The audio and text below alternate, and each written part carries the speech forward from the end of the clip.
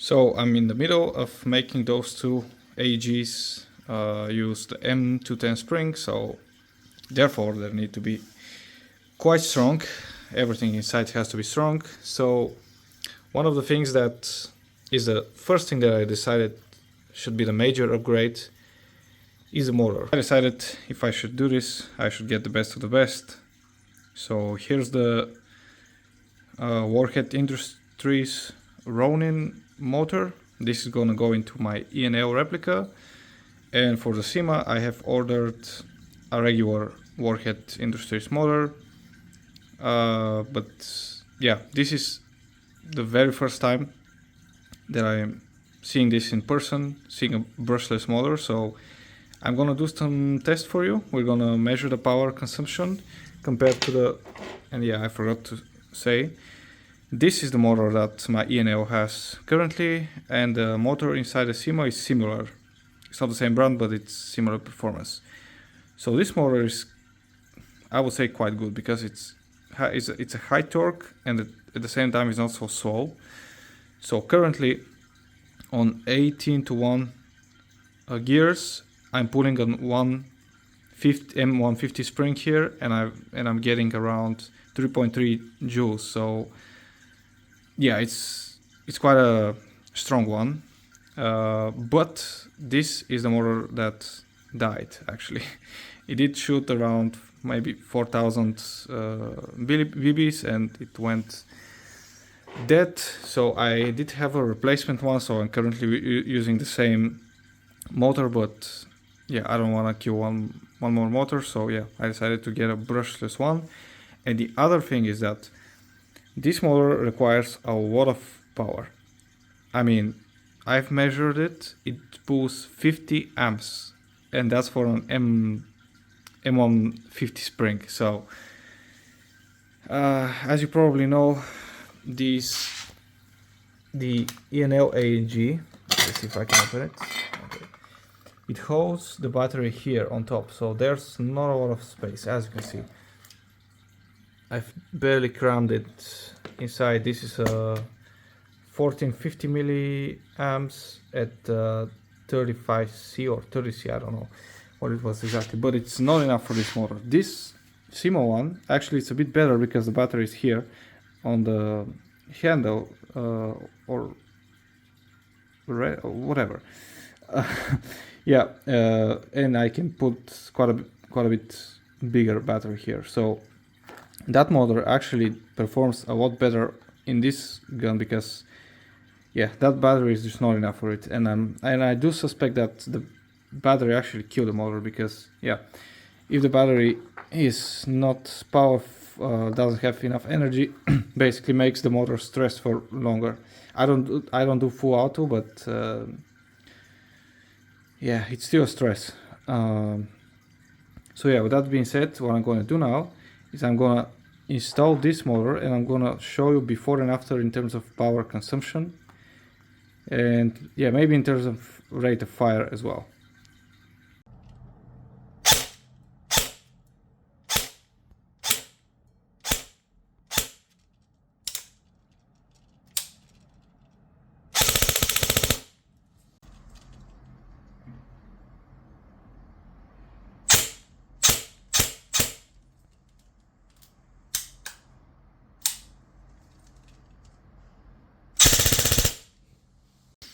Okay, you saw the tests.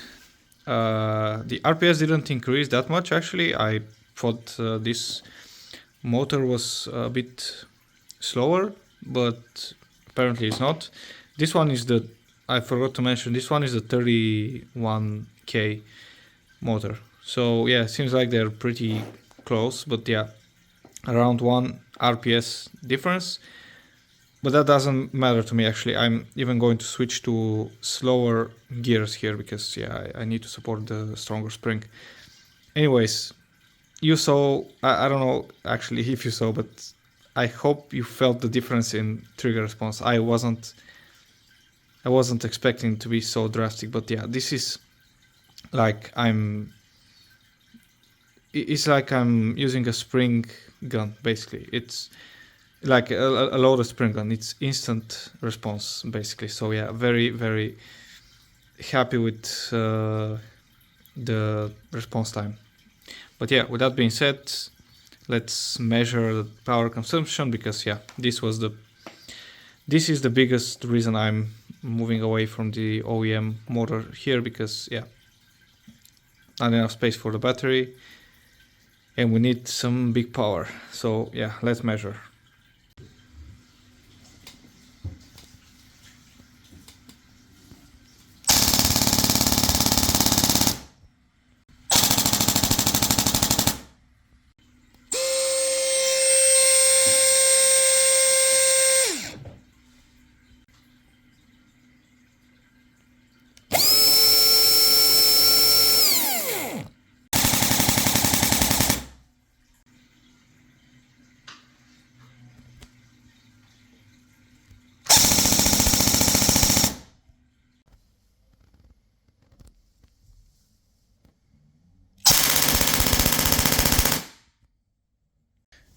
Okay, what you saw was M200 Spring with the better battery, and it was pulling it like it's nothing. It's on 18:1 gears, yet I haven't disassembled it to put the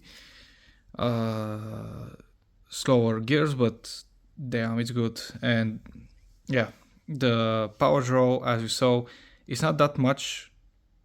I mean, it's not that less than the E&L, unfortunately. I mean, I was expecting this to be pulling like 30 watts amps, but no, it's the other one is pulling like 52.3 and this one is pulling like 47, 48 and something like that. The idle as well. The other one is like 6, I think. This one was like 4 something. I don't know. You saw the numbers, but yeah, in terms of power draw, it's not that much less, but yeah, you can see that first the trigger response is insane, and then it pulls on M210 like it's nothing. You heard that. So yeah, I'm gonna stick with that one. I'm just gonna change the gears to be a little bit shorter ones, so that it doesn't put in so much stress on it, but we should be good. Now let's test it with the 1 to 300 gears and the M150 Spring. Let's see what happens.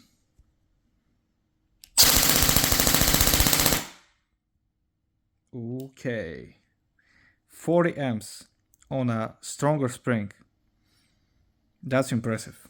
Right, so to conclude, this one is lighter, it has better response, it has more torque, it consumes less energy, and it is how many times more expensive than this? 5 maybe. But do I recommend it?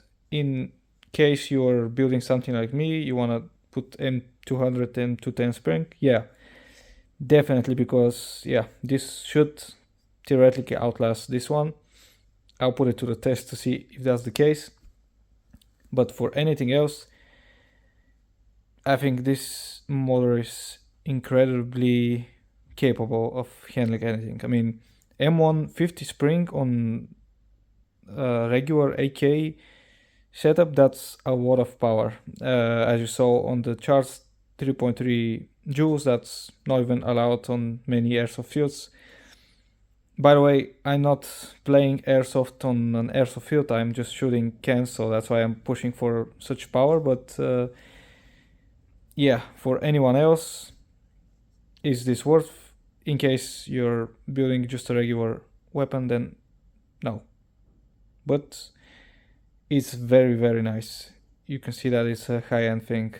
So yeah, thanks for watching. Hopefully this was helpful and helped you make a decision.